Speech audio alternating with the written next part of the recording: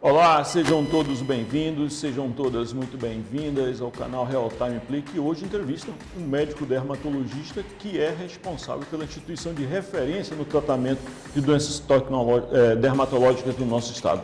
Ele é Carlos Alberto Chirano Rodrigues, diretor-presidente da Fundação Hospital Alfredo Amato. Doutor Chirano, muito obrigado mesmo. Eu já começo lhe perguntando sobre o sistema de portas abertas que agora foi implantado aí na Fundação para o atendimento direto do paciente. Como é que é isso? Fale um pouquinho desse programa. Boa tarde, Gerson. Boa tarde aos ouvintes e telespectadores da Real Time. É um prazer estar aqui. Ô, Gerson, nas dermatoses, tem dermatoses agudas que não podem ficar aguardando o sistema de regulação. Infelizmente, o nosso sistema de regulação ainda é muito lento e leva em torno de 20, 30, 40, 60 dias para a pessoa chegar no serviço, né, ser atendida.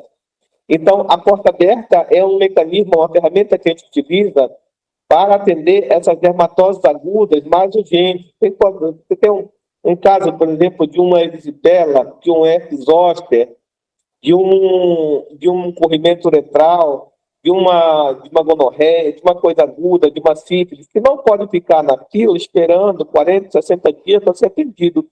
Então, a porta aberta é um mecanismo que te encontrou. Não sei se politicamente é o melhor ou o mais correto, mas é o que a gente encontrou para atender essa demanda que fica represada no sistema. Essa demanda represada, eu lhe pergunto, ainda é herança da pandemia ou é porque o número de casos estão chegando em volume maior nesse momento?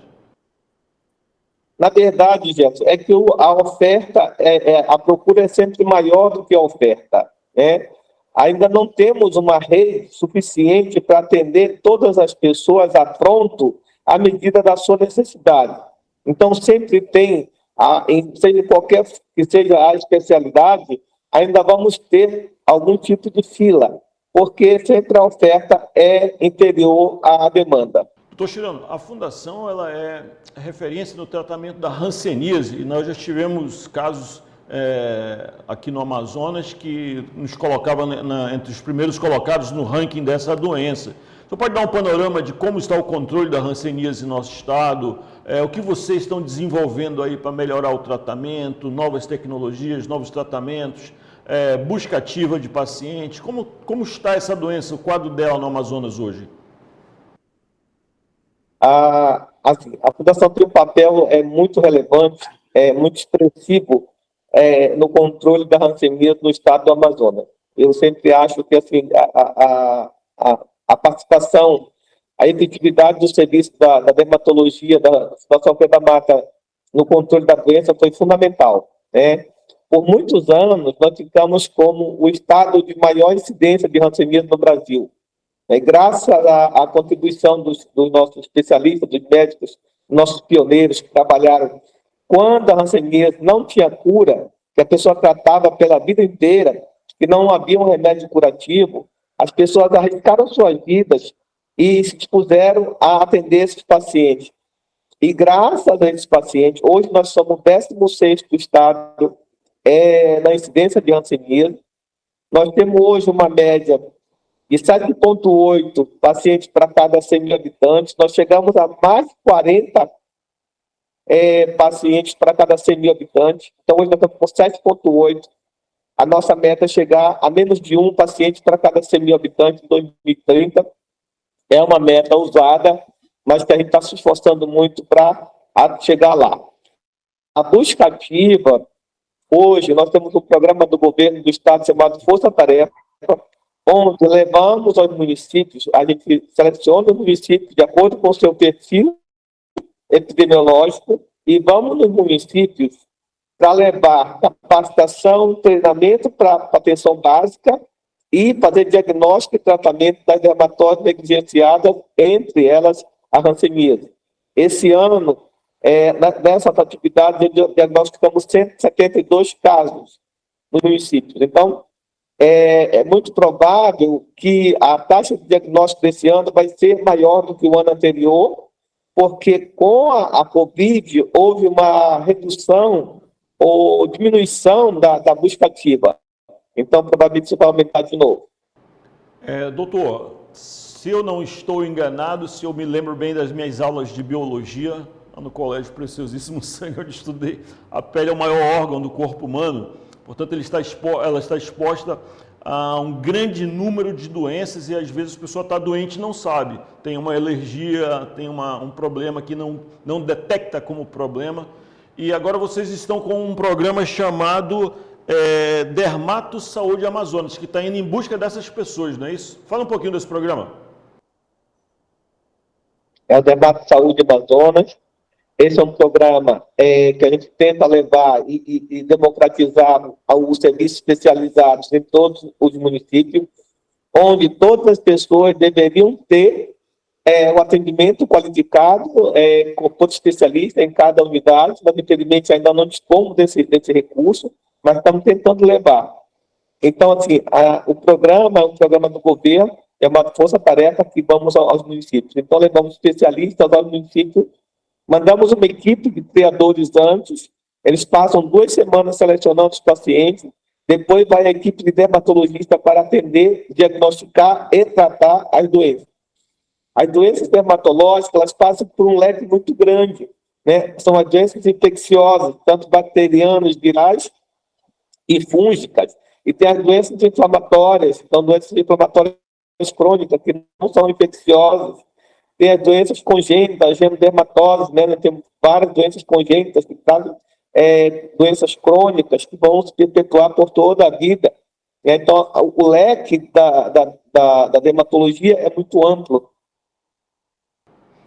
É muito amplo e muito... As pessoas voltam a insistir, me parece, não sei se eu estou errado, me corrija se estiver errado, que as pessoas não levam muito a sério determinados tipos de problemas dermatológicos. Eu lembro, por exemplo, que havia aquela questão que sempre dava no Amazonas do pano branco, né? Uma doença que fácil de cura, mas o camarada nunca cuidava, né? Como é que está o quadro disso? Melhorou? E também é uma doença fúngica, né? Causada por um fungo, a Pseudomonas versicolor, é o agente causador do pano branco.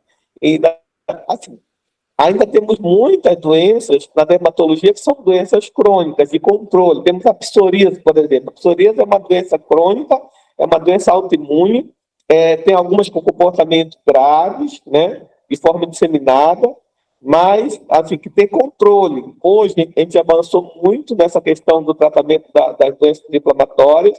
Então, assim, um outro problema que nós temos grave e que não tem, assim, é questão cultural, né, é o câncer de pele. O câncer de pele é um problema gravíssimo. Todo dia nós recebemos pacientes com câncer de pele fase avançada, porque ele fica escondendo, provocando, né? Não vem para consulta, não vem para atendimento, ou seja, por dificuldade de acesso, ou seja, por ignorância, por medo. Essas pessoas chegam em fase muito avançada. Aí aumenta o custo, aumenta o tempo de recuperação, piora a taxa de cura, né? O paciente às vezes fica mutilado, perde lábio, perde orelha, perde a pálpebra, perde coisa. Então, assim, por uma questão de retardo na busca pelo serviço. Qual é o primeiro sinal de um câncer de pele, doutor? Que deve acender o alerta do paciente? O câncer de pele, geralmente, é de pessoa adulta. Raramente a criança tem câncer de pele. Então, é uma doença de pessoa adulta, geralmente a partir dos 40 anos. Né? Predominantemente está na área exposta, face, pescoço, braço, antebraço, são as áreas onde pegam mais sol. Né? E, assim, a lesão pode... nenhuma lesão começa grande, tudo começa pequeno, parece uma espinha, parece uma coisa assim, uma feridazinha, um cascão, um caroço, um nódulo, que vai crescendo e que não vai desaparecendo. Então, esse paciente que tem uma lesão, ele tem que procurar um médico para ver o que é. Às vezes não é nada, é uma verruga, uma ceratose seborreica, não importa. Ele tem que saber o que é. Depois que ele tiver um diagnóstico, ele define se quer tratar ou não. Mas é importante que ele tenha um diagnóstico. Assim, a primeira visita de um médico é direto na fundação ou ele pode ir para a rede de atendimento básico, lá nas UBS, por exemplo? O ideal é que ele siga o fluxo da rede, né?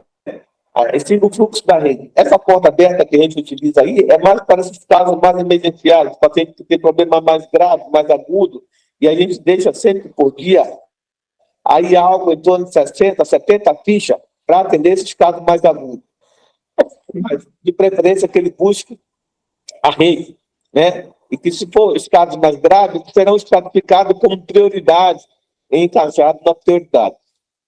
Doutor, a Fundação completou 68 anos, né? E qual a avaliação desse trabalho? A instituição é reconhecida? Quais os próximos desafios, os planos para o crescimento e os próximos anos da Fundação? A leitura desses últimos 68 anos é muito positiva, o saldo é muito positivo, né? Eu considero assim, o papel da Fundação Preta Mata no controle da leucemia assim, como fundamental. Acho que ele mudou a trajetória desse Estado com relação à infecção da leucemia. Tá? Nós tivemos uma época a que a gente tinha 154 para cada 100 mil habitantes. 154 casos para cada 100 mil habitantes. Hoje nós estamos com 8 para cada 100 mil habitantes. 8 casos para cada 100 mil habitantes. Então, essa foi uma luta, um trabalho muito árduo desses profissionais que dedicaram a sua vida à construção desse quadro epidemiológico que temos hoje. Tá?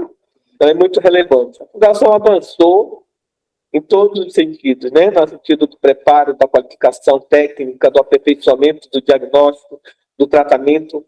Aí, se não tinha tratamento, nós fomos o primeiro serviço do Brasil a implementar a poliquimioterapia. A instituição, a instituição foi crescendo, criamos um centro de referência estadual para IST, as infecções sexualmente transmissíveis. Hoje nós representamos, nós somos centro de vigilância do controle de gonorreia para o Brasil, para o norte. Né? Nós temos um centro de referência para controle de resistência medicamentosa da leucemia da região norte do país vizinhos. Então, assim, a gente tem um papel na política de saúde do Estado muito relevante. Implementamos vários outros tratamentos na área da doença dermatológica, né?